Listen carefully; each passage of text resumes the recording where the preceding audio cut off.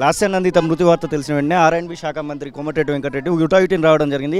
Sir, ఈ వార్త విన్న తర్వాత గతంలో పోయిన సంవత్సరమే సాయన్న మృతి వార్త, ఇప్పుడు వారం రోజుల కిందట నల్గొండలో ఇదే రోడ్డు యాక్సిడెంట్ జరిగింది. ఇప్పుడు మృతి చెందినటువంటి పరిస్థితి.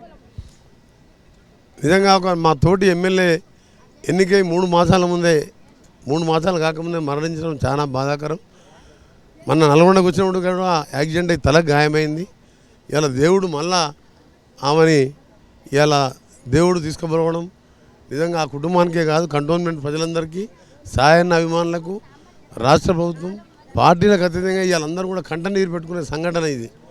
ఒక చురుగ్గా ఉండే ఎమ్మెల్యే సాయన్న కూడా 3 సార్లు నా 15 ఏళ్ళు న్యాయమడి ఎమ్మెల్యేగా ఉండి పార్టీలకు అతీతంగా అందరితో మంచిగా ఉండే కుటుంబం అది. ఆ కుటుంబానికి చెందిన ఆయన సంవత్సరీకం మన 19వ తారీఖే సంవత్సరీకం జరిగింది. సంవత్సరీకం జరిగిన 4వ రోజే మరణించడం నిజంగా దిగ్భ్రాంతికరమైన వార్తే కాదు.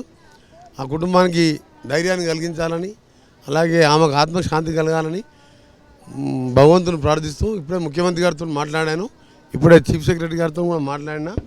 అధికార